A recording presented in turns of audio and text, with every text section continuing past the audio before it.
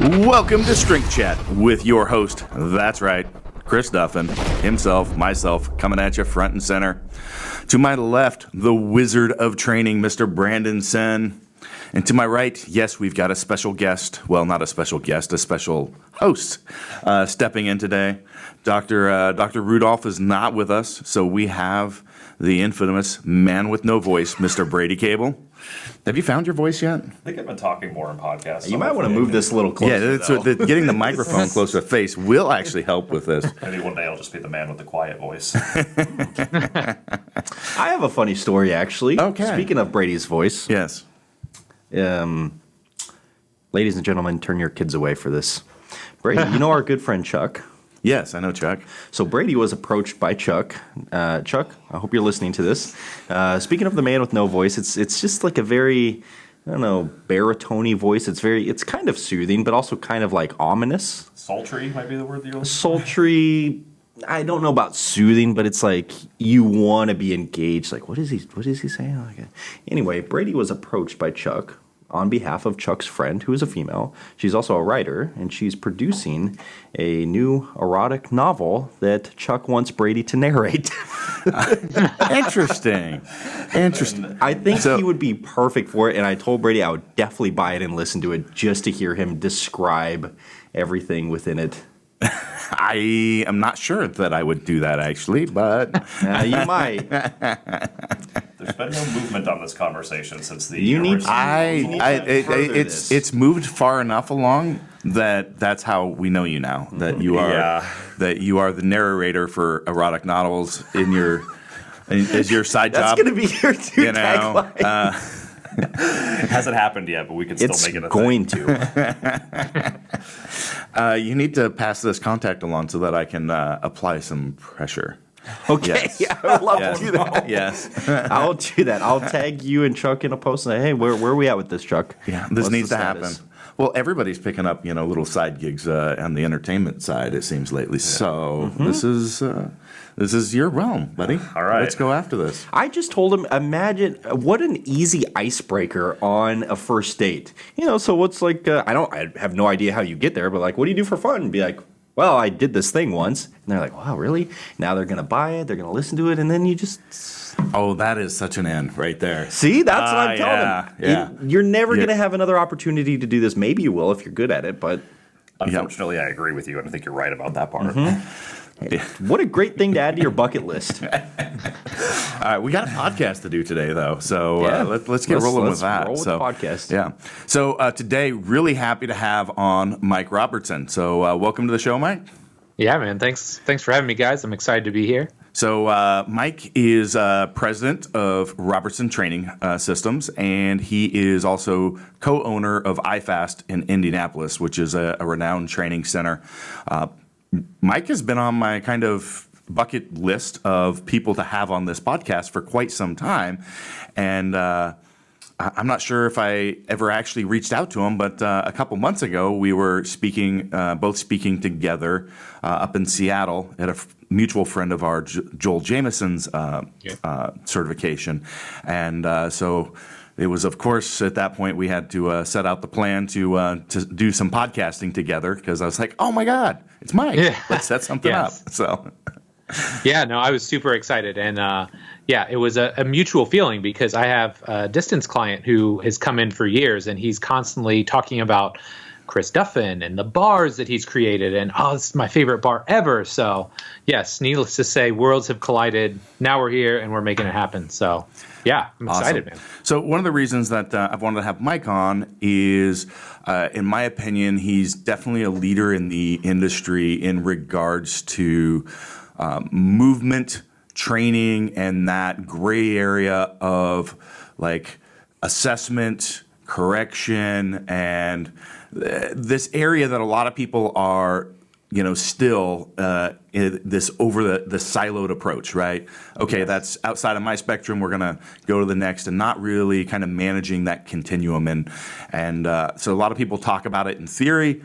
Mike is one of the ones out there really seeing a lot of success in actually doing this in practice, and an incredible continuum of of training. And Yes. so really excited about that, and familiar with some of Mike's philosophies. And anybody that knows Mike and knows us probably has an idea that there's a lot of crossover in some key areas. So Yes.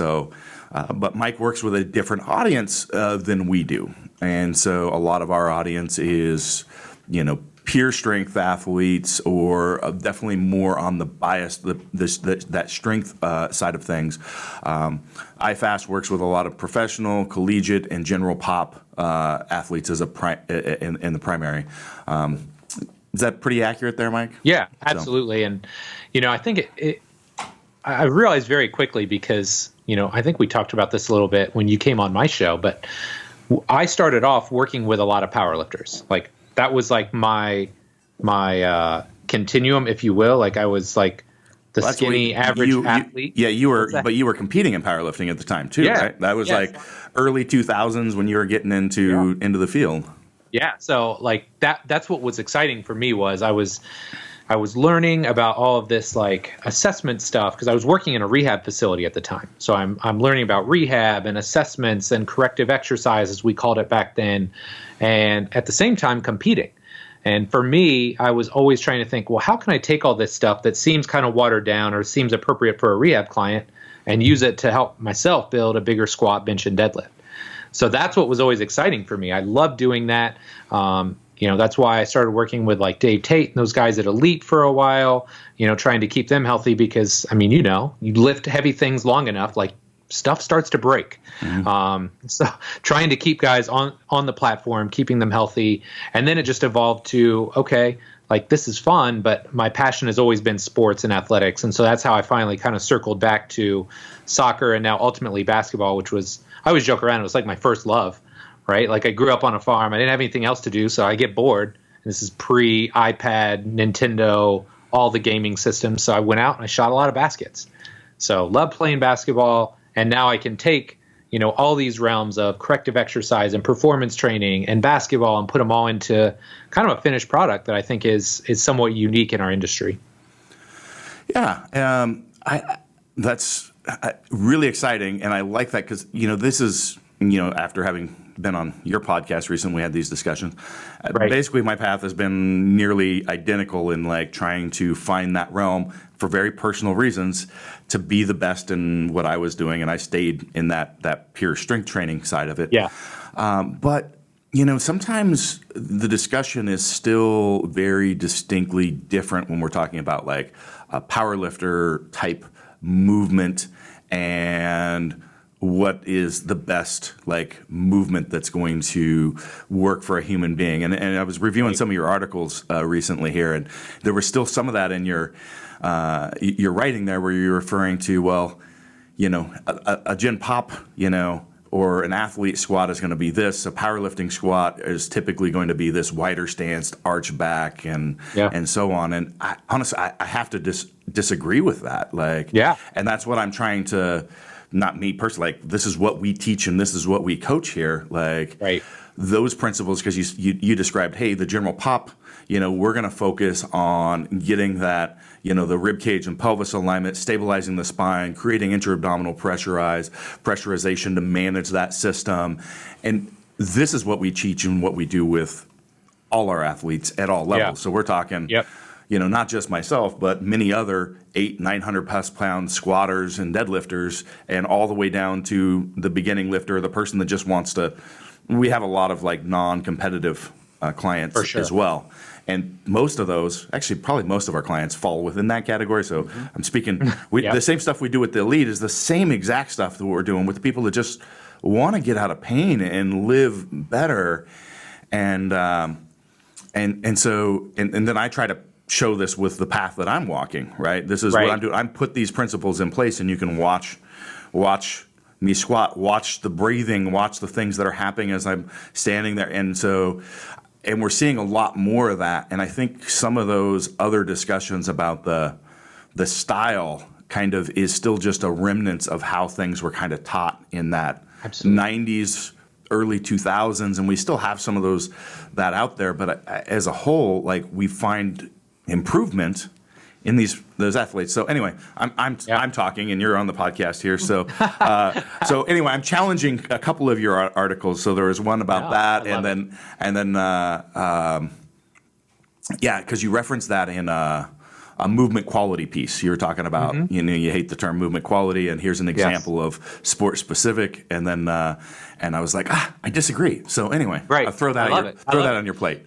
I love that. So let's unpack that a little bit. So to give some context, the way that I kind of set this up was, again, starting with my frame of reference, right? First and foremost, if you're over probably 30 years of age, right? So you're not in your 20s and you're not just kind of getting into this, but you've been around for a little while. Like, you probably were taught in a fairly standard manner how a good squat looked, right? Or how to set up for a good squat. You pin your hands in really close, and you arch your back really hard, and you sit back really far. Like, these were all the boxes that we checked for a long time, because that's how the strongest people in the world were doing it. And so that's great. But then when we start to look at it and we say, okay, well, that's fine if our only goal is to lift the heaviest weight possible. But now, what if that's not my only goal? So if you work with a Gen Pop client, maybe they come with some baggage, whether it's regard to low back pain or hip pain. Well, that kind of squat may actually make that worse. It could increase their symptoms. So now they can't do that. Or with an athlete, strength is absolutely something that we can use to build them into a better athlete, especially if they're weak or underpowered. But, my theory and my training evolved over the years, right? So it's like, I want things to look and feel a little bit more athletic in nature. It's not strength as the sole lens that I'm looking at this through. It's like, if I'm going to use strength training, it's a tool to improve movement quality, which again is a term that I hate, but you know what I mean. It's to help them move better. It's to restore motion throughout the body. So in the case of a squat, I want to restore ankle, knee, hip flexion. I want to be able to transfer strength from the legs and the hips through the core, through the torso. So that was the lens that I was looking at this through, right? And keep in mind too, and I think you've created enough content to know, sometimes you have to draw a distinction to make it clear in an article what the distinction is. Yep. So in that case, it's like, look, this is how we were taught to squat forever. And yes, there are elements of that may linger, but this is how I coach a squat now based on the clients and the athletes that I'm working with. So the first thing was to create that distinction. Now, to your point, I don't disagree with you in the fact that, yes, I want the rib cage stacked over the pelvis. I just want people to know that, look, just because we're saying that now doesn't mean that's how everybody looks at it. That's not how everybody coaches it. And so I think sometimes you have to show them clearly the ends of the spectrum to give them an idea of, look, this is kind of where we're operating at now. And it's a goal to, over time, to try and get them more where I'm thinking. Does that make sense? Yeah. No, and I got where you were going with the article and using that as an example. I just wanted to challenge that, because what you're doing with the Gen Pop person is also going to allow the other person to move the best, have the least injuries, and transfer the most power, which means squat the most. So yes, and so that's something too that I've really tried to push, especially over the last couple of years, because so many of the guys, especially when I was working with the guys at Elite, and I would go in and I would help them and evaluate them during some of their sessions. Like, man, just these dudes were beat up. And part of it was just a byproduct of years and years of heavy lifting. Part of it was a result of, I think, just the supportive gear and the massive amounts that you're moving through a limited range of motion, that has deleterious effects on the body. But man, it's like just bringing them back to this point where, look, if we can teach you a more optimal way to move, what will ultimately happen is you can string together more consecutive weeks, months, years of training. You get that momentum. You know this, right? So if you want to squat 1,000 pounds, well, it doesn't work very well if you can train for 6 months and then you hurt something and now you're out for 6 months and now you're building back again. Or you just can't tolerate the same volume even on a weekly basis because we've got, muscles in the wrong length tension relationship. We're not stabilized well. All these, that's going to have an effect on those. So yeah. But the point of the article was context, and yes. 100%. I can't tell you how many times we say, in our seminars or when working with people, context is king. Like, Yes. you can't just make a statement without understanding the context surrounding it. Yeah. Context And- is really important. One thing that I've been noticing, especially across the social medias, is a bigger emphasis on, well, your body can do many, many different things, and you shouldn't really worry about the positions you're in because your body is designed to do that. And we find that a lot in the strength realm with people who are saying, it's probably okay for you to round your back in a deadlift or in a squat. And to that I say, well, context really matters there. Just because you don't get hurt now from it doesn't necessarily mean that 10 years down the line you're not, or with enough training volume you're not. But I'm starting to see that more and more, and it doesn't necessarily apply to everyone. It doesn't apply to people who have had back pain likely. Certainly you should improve tolerance in different positions, but even in the sake for a deadlift or a squat, you still have to straighten your back out at some point if you want to complete the lift. So, why don't we just start there and keep that? And we find that, yeah. Oh, sorry. I was just going to say that we find a lot of people reaching to that in seminar situations or in coaching new athletes. They're like, well, this person says this or this, and so that's why I do it that way. I'm like, well, you'll do it that way for a little while. Yeah. Right. Well, so there's two great points you hit on there, and the first is, well, this theory or this idea that well, we're somehow as resilient as we were 50 or 100 years ago physically, right? Like, look, dude, we sit at a desk for like the first 20 years of our life, right? Like there's nothing resilient about that. So, and then we go out and we decide, oh, well, now I'm going to lift heavy things. And so I can't tell you how many times I've had this discussion with somebody that's lifted for 5, 10, 15 years, and they come in with some major traumatic injury and they're like, oh, well, I don't know. Like I'm doing the same things that I've done forever. Well, like so often it's not like just that one injury. It's the accumulated wear and tear that led to that one injury. Mm-hmm. And that's so hard for people to grasp. Like these things that you've done your whole life have manifested into this one thing. Yeah, I totally agree. That discussion comes back to context, because understanding where, it's a lot out of the physical therapy community, like that some of those discussions are getting pulled from about like, well, it's okay. We're meant to be in these different positions. The point is to have people not scared of movement. Well, but we can't take those same not scared of movement and go, okay, now we want to push the intensity and volumes within and manage that to a very fine level to achieve some world-class performance. Right. That's those are two different contexts. Yeah, absolutely. So so here's an extension of that. So it's one thing in the sense that I want to teach my spine to be able to bend. Right? Like I want to be able to, especially if I'm a power lifter where a lot of it is more like extension focused, right? And you have to stay upright. Like I want to preserve the ability to bend and flex my spine, whether that's in a toe touch, in like a supine, like rocking type exercise, a cat camel. But that doesn't mean I'm going to extrapolate that and say, now I'm going to put 315 or 405 on the bar and straight leg deadlift this deadlift off the floor. Yeah.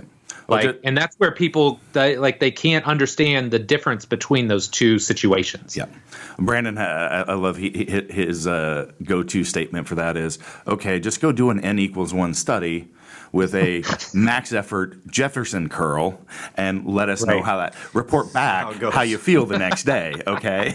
Right. Exactly. So. I want to spend a little bit of time, maybe it's, the concepts or philosophy behind what you're doing. Maybe it's more the business side, but you have had some pretty consistent growth in both your business as well as the, influence that you've had in the training community over the last 20 years. And so... what do you think are some of those key factors? Because we see so many people, start a gym, it closes in 2 years, 3 years, over and over.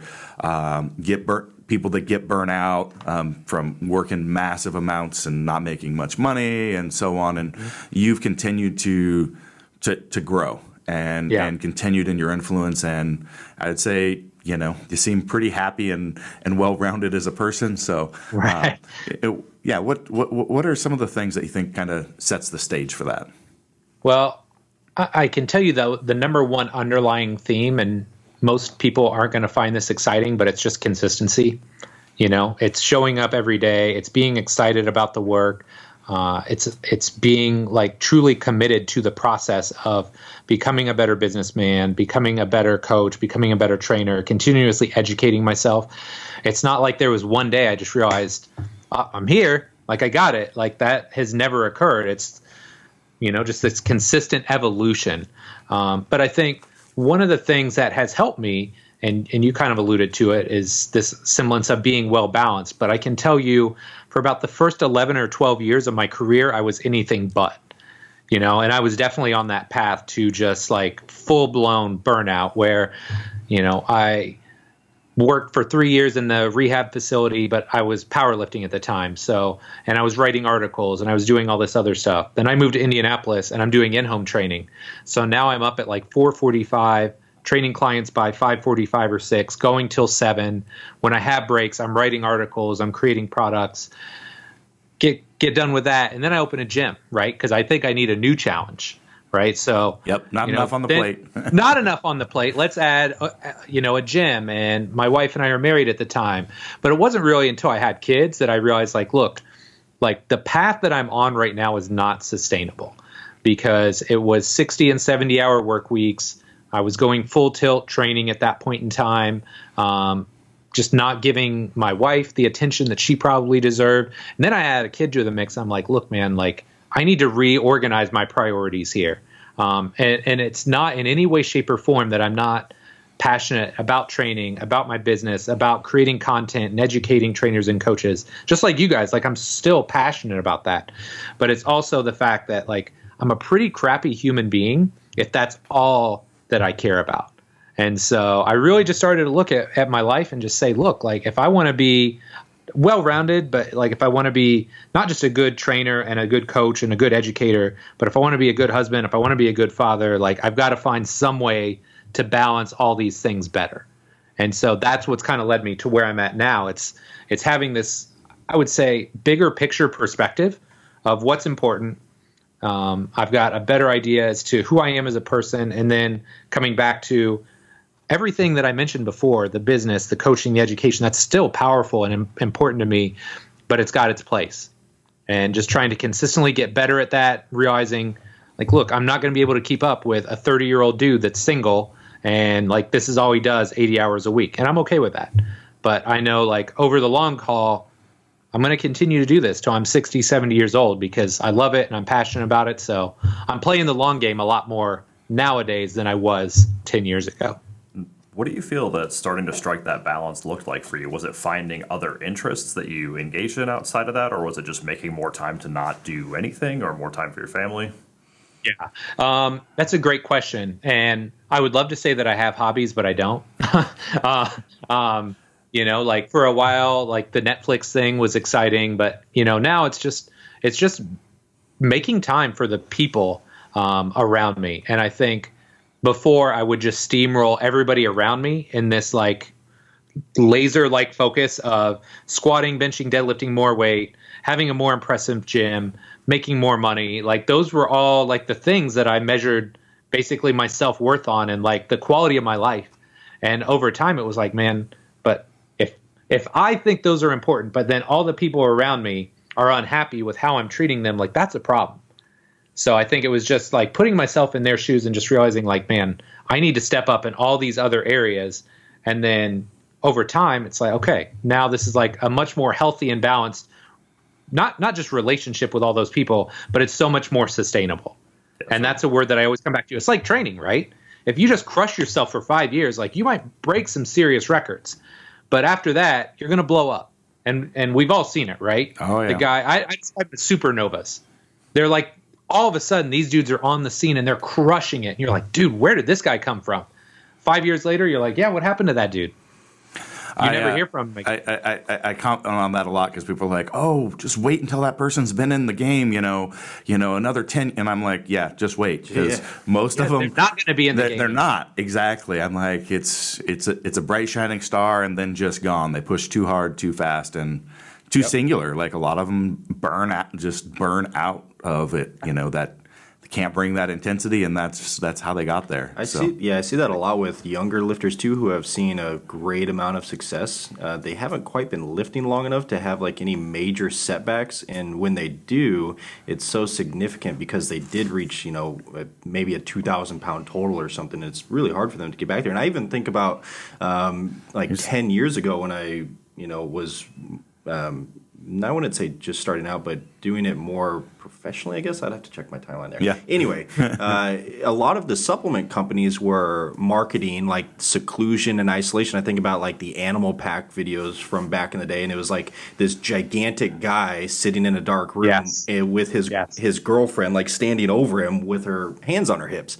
And I'm like, that was literally the thing that everyone identified with. It was like, I have to, whatever else is going on doesn't matter. I have to, focus on this. Got to get the session in. Yeah, got to get the session in. I was like that for a long time too. I when I was younger, I would cancel like family things to lift and do different things like that. And I don't necessarily regret it for the place that I'm in now, but I think that's something that a lot of, especially young men, struggle with within powerlifting culture. Well, and to Mike's point, like the same thing happens in the business side. People get like, you're measuring yourself on how much money you're making, right? And gets into that whole culture, the grind culture for entrepreneurs and all that, like, which I've got a lot of commentary on. I'll leave it alone for this podcast. But let's jump back into some training discussions again. So I was just thinking about, you said you spend a lot of time with basketball, and what are some of the priorities that you focus on with those athletes? How do you look at it, and where do you see like the big misses of other people? So our experience with Kabuki, we work with a lot of professional teams, and a big thing that I hear from the strength coaches is some of the off-season challenges.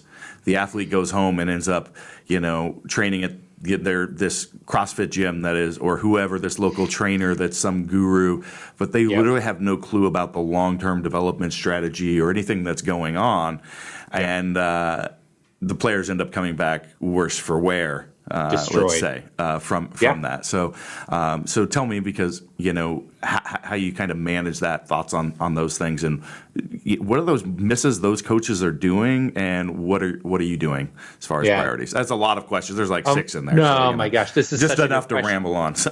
No. And you steered it exactly where I wanted to go with it, because here is the biggest problem, and I can say this with full honesty and transparency, because I'm a private trainer, right? I don't work for a club. But here's what happens. So many times these athletes are a vehicle for that trainer or coach, right? They're trying to show, oh man, I just gave this guy the work, here's whatever athlete, and look at what I did to him. I'm like, bro, he's been out of season for 2 weeks. Like, you're trying to destroy this guy his first session in. So there's so many levels to this, right? Like, number one, they're taking like propulsive, explosive athletes and their first week back, making them more propulsive and more explosive, versus taking a step back and thinking, look, they just did that for the last 9 months.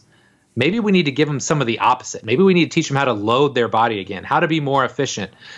Maybe we just need to build some tissue resiliency back.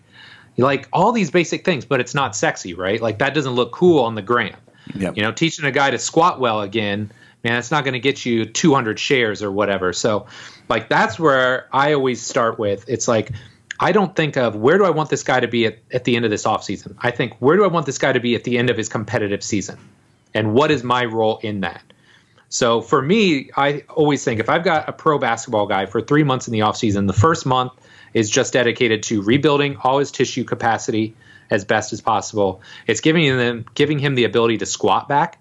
And that does not sound sexy, but when you're 6'8", 6'10", 7'2", that's a far greater challenge than you might expect. And I'm talking about like not if you get a few more of those transformer bars in your place. Yeah, so just saying. With kettlebell bar. Exactly. That's what those guys need, man. I know. That's what they get. But it's giving them that ability to load their system again, to learn how to squat, to get triple flexion back through the ankles, knees, and hips. Like that's their first month. It's not sexy. It's a lot of band resisted type stuff. And again, just because I want to control momentum, I want them to feel what it's like to shuffle and run and do those things, but I don't need intensity, right? They just had intensity for 8 or 9 months at the highest level. And then from there, then it's just rebuilding them. So, we're generally going to get a decent strength block in where we start to layer in more speed, more power, challenging them with their single leg and their split stance work. And then that last month, I want them to feel fresh. I want them to feel ready to go. And quite frankly, that last month for me is kind of anticlimactic. The first month for me is the best because they're just kind of getting in with the skill coach. Oh, yeah, I'll get some shots up today. Like I'm the show for 1 month. Right. And then from there, it's just like this slow transition to like I'm like the side chick, for the rest of the summer. Because then it's in my case, Joey, who's the skills guy. Like he's going to take more and more of a precedent. That second month, they're going to go hard. They're going to get more individual work in, and then that final month, they're going to get a lot of work with Joey in. In a perfect world, they're going to be playing a lot and starting to ramp up because there's no better form of conditioning than playing your sport. Like I can do all the stuff that I want, conditioning wise, and make myself look like a conditioning guru. I'm not Joel Jameson, let's be honest here. But, like I can do a little bit of that to prep them for it. But then that last month, they need to be playing. They need to be getting their skill work in. I'm trying to fill in the gaps with their strength and the conditioning side, just so that when they report to camp, they feel healthy, they feel fresh, and they feel like, look, I'm ready to go and attack this season versus, the unfortunate downside is the guy that's crushing their athlete in April and May, by the time training camp comes around, that athlete's already done. Like, just wait, and maybe it hasn't happened yet, but you look at him in January or February, that athlete's injured. Mm-hmm. Yeah, it doesn't happen during that time, but you've got that. Yeah. Yep.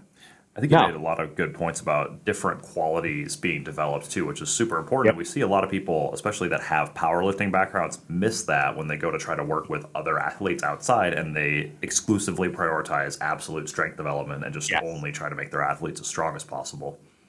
Oh my gosh. And can I just be the first person to raise my hand and say that was me? Like I made that mistake. Like when I was powerlifting, I thought a back squat, a bench press, and a deadlift could cure just about any illness. That's how I was leading every strength program, every fat loss program, every athletic development program. Like those were my mains. And so it took me a long time to kind of take a step back and realize like, look, strength training is a vehicle, right? At the end of the day, it's a great vehicle to desensitize the nervous system. We want to desensitize the nervous system so they can be faster and more explosive and less resistant to fatigue. And the great thing about strength training, too, is we can coach, right? It's a little bit slower. It's a little bit more nuanced. We can teach them to move a little bit more effectively or a little bit more optimally. But, man, I would bash people, but, like that would be silly because I'm the first person that needs to raise their hand. Like I pushed a lot of people way too far on the strength training side for a long time. That's one thing I really appreciate you, Mike, because you've been in a lot of discussions and articles, very open about this is where I failed in the past and this is how I've changed. And we don't see as much of that in the industry as we should because, I can't tell you how many things I've done wrong through the years, all of them, every one of them. All of the things I've done them wrong. Yeah. And I can be honest about that because look, I've done it 20 years. I think at the risk of sounding arrogant, I feel like my resume up to this point kind of speaks for itself. I feel like I've been successful enough, but it's important for young coaches to see that and to hear like, look, I made mistakes because especially I couldn't imagine being a young coach now. Like all you're looking at all day is this, right? You're looking at this phone and you're watching everybody else's highlight reel and they've got 8-pack abs and 60-inch vertical jumps and 1,000-pound squats. Like that's what they think. Like they think every coach is like that. They think they're all training pro athletes. Like, no, like that's not how it works. And so it's important to like humble yourself a little bit and just say, look, yeah, I'm here now, but here's where I started.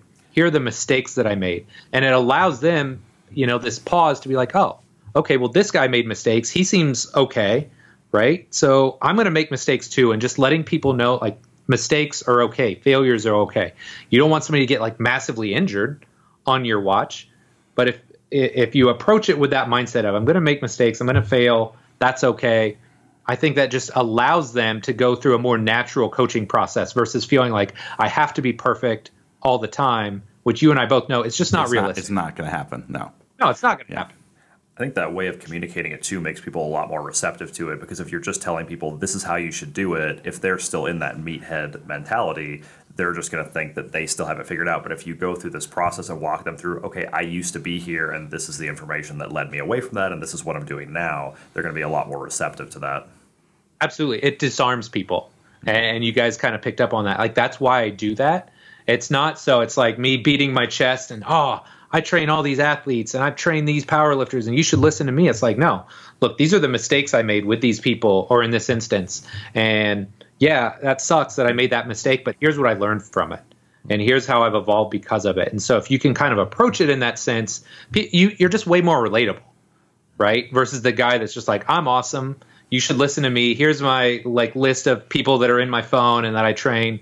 Like, that's great. And maybe some people aspire to be that guy, but I don't. Which that's also the norm in this Instagram culture that you described too, because that's how everybody markets themselves on Instagram with authority. Yeah, absolutely. And that's fine if you've earned it, right? Like if Chris, if you want to say you should listen to me because I deadlifted 1,000 pounds, I'd be like, damn it, I'm going to listen to Chris because he deadlifted 1,000. Well, but the guy that just deadlifted 250 for the first time, sorry, bro, like you're not anybody's expert. I have lots of females that do that for reps. Well, that's actually one of the things I do use that with very specific things when I feel it's appropriate. Like, and you should. Like one of the things, like, yeah, the whole piece that we talk about and that you talk about is breathing and bracing fundamentals, controlling spinal mechanics is our number one, and our second priority is the foot, but like there's still so much of the industry that is having those other arguments out there that here's the best, they do this. And so I'm going to, of course, use the fact that, I've outlifted nearly all you people and I do it another way. And I'm going to say that this is right because this needs to change in the industry because people are getting hurt. Yes. And so if they don't have, a person to be able to point to say, look, see, he's doing it and he's, accomplishing something, it's a tool. And I think it has some significant value in the industry. I do. And there's times that, I'll do that and say, hey, look, right here. Right. So, and I think that's valuable too. Like there's a lesson in that. If you're going to be an effective coach, trainer, educator, whatever the case may be, you have to find like what works for you. So when I was starting off, I was around a lot of like hyper masculine type A, like alpha male types. And so I assumed that persona because that's what everybody else did, but that doesn't really work for me. Right? Like I feel like at my peak, I was strong enough, whatever for me. I was never like a world record holder, but regionally I was competitive. And so like I could never come at it with the same communication style that you do because I haven't accomplished what you've had. I haven't had your level of success. So I have to find a different way that connects with my clients, with my athletes, that lets them know like, look, he cares, he understands what he's talking about, but at the same time feels authentic to me, right? Because I'm not you and I haven't had your experiences. Well, just that's a whole discussion point there, right? And, because that is something that really, really gets missed in this industry is the value of communication skills and how to communicate effectively as a coach. And the authenticity piece, I think, is a foundation, obviously, for that. But there's so much to be had there, and there's very little coaching or development in those areas for people specifically to that. Lots of places to learn how to have ClickFunnels to grow your business or the million other things. But like one of the biggest fundamental pieces like where is not really a developed skill. So we just rely on people learning that skill on their own or just being blessed with that, having the personality traits to be effective at that. What's funny about that too is like when you think about that, like they're using communication skills to sell you that package. Yes, they are. Like we're not going to talk about communication, but we're going to use all the tricks in the book to get you to buy this product. And it is something that develops naturally over time too, especially if you work with a variety of different people. You get to interact with a lot of different personalities and find out what works better in certain situations and what works best for you as an individual. Well, that's so. You coach a lot of coaches, and with the Robertson Training System, and work on developing coaches out there. This is So along your point, Brady, like one of the things I get hit on a lot is like I'll get messaged by somebody that's just out of school going, hey, I want to get into coaching online or do this and that. And my standard response is go find a job at 24 Hour Fitness and work it for a few years. And they're like, what? And I'm like, you got to just spend time in the trenches learning how to work with people. Like Right. With real humans. Like, yes. Yeah. And what verbiage works? How do you connect? How do you make these points with a variety of different people? Like, you can't. Yes. It's not some magic of this special periodization program that you've developed or this or that. Like that's fundamentally like get in and just spend some time working with people. Like base Right. level. Well, we get a lot of requests, even just through all of our different channels, saying, hey, I want to come coach for you guys. Do you have any sort of coaching experience? Well, no, but I want to learn from you guys. Yeah. Teach me how to do it. So you want an I'm like, intern, hey. right? Is what you want. You want an internship. So Yeah. So Well, do you see that, and how do you counter that? I mean, with your coaching development process, and people coming in and. For sure. So one thing that we do, we have an internship program at iFast, and so that's one of the first things that we talk about. For 2 weeks, when you come in, you don't coach anybody. You're not telling them how to squat, how to deadlift. The first 2 weeks, you're following people around. You're learning about them, their families, what their hobbies are, what their goals are in the gym. Like you're connecting with them as a human, because that's the easiest gateway to actually getting them to buy into what you're doing, right? Like if you start talking about your triple block periodization scheme and how we're going to use the special exercise, like nobody cares about that. I mean, they do eventually, but you got to like, oh, I care about you as a human. Oh, okay. Well, now I'm going to let you coach me. So like that's the starting point, is finding ways to relate to people. And I think that's one of the hardest things for a lot of young people today. Again, they're so immersed in the phone and the social media, like they don't have discussions with people. They're having full discussions on Snapchat, but never actually talking to a person, right? It's like a picture with a message and then another picture with another message. So one of the things that we try and do with our interns, especially early on, is we just put them on an island. And I'm going to give you this one person, and you're going to coach this person one-on-one for the next hour. Because I did that. Like I did that in the rehab setting. I did it one-on-one when I did in-home. And look, let me tell you something. There's nothing more uncomfortable than the 1 minute rest period with a person you have nothing in common. There's nothing, right? Like, oh, Jane, how was your weekend? Crickets. I mean, like, oh crap, it's been 10 seconds. Like literally. Oh, okay, well maybe we'll just go 30 seconds rest. Like, you have to cultivate those skills, and so that's something that I'm always trying to impress upon our coaches at our gym is, look, you can know all the X's and O's. You can be the hardest worker. You can ask the best questions of me and Bill and Eric and all the people that work at the gym. But if you don't connect with people, you will not be successful in this industry. And it sucks to say that because, I mean, I'm sure you know these people too, Chris. Like, they're like training savants.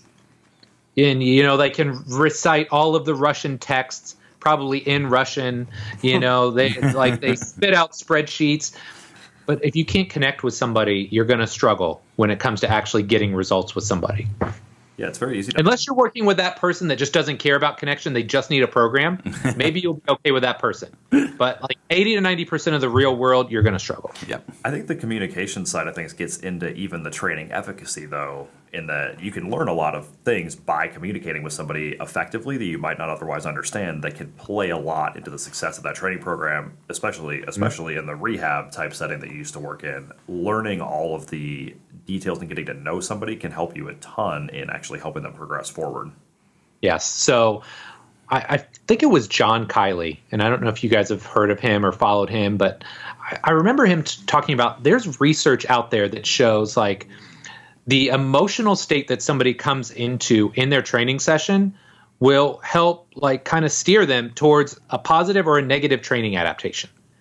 So when you just step back and think about that, so like somebody really likes you when they come in the gym, they're going to get a better training effect than if they don't. I mean, that's like mind-blowing to me to think about that, but it's just like the chemical makeup that you have walking in can help determine how good of a training session you're going to have. And so like in the rehab setting, so much of that is emotional, right? Like those people have dealt with pain, and that's a whole nother loaded subject that we could talk about at some point. But, like dealing with those people, they just need so much positive encouragement, and they've been beat down physically, emotionally. Like, it's exhausting work. Like, there's a reason I don't do it anymore. And there's a reason I am glad I didn't become a PT, because that can be mentally and emotionally draining. But that's kind of the juice that you have to give them. Yeah, the X's and O's are important, and finding the right exercise and the right program and evaluating them properly. But there's just such an emotional component to somebody that's been dealing, especially for a long time, with pain, that, like, if you can do that, man, my applause and cheers to you, because it's tough work. It's tough work. Yeah, communications, that's a very clear trend that I've picked up on in new athletes coming into us. We primarily work with athletes online, and we ask them, have you been coached before? What was your experience like? Almost always, if someone's been coached before, the experience was overall good.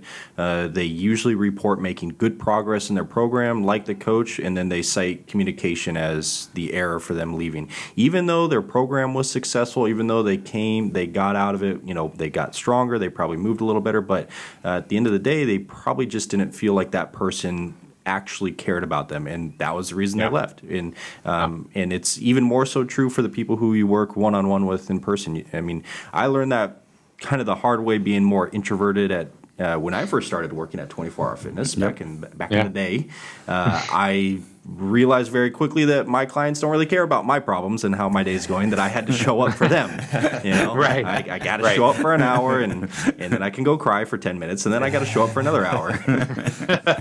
Well, you make such a great point, because it's communication, but more importantly, it's connection, right? And that's something that, I don't know, maybe it's just me, but I feel like people are just craving connection these days, and they're looking at it through a phone or through a laptop screen, but they don't realize, or maybe they do, they need it in real life. They need to connect with somebody.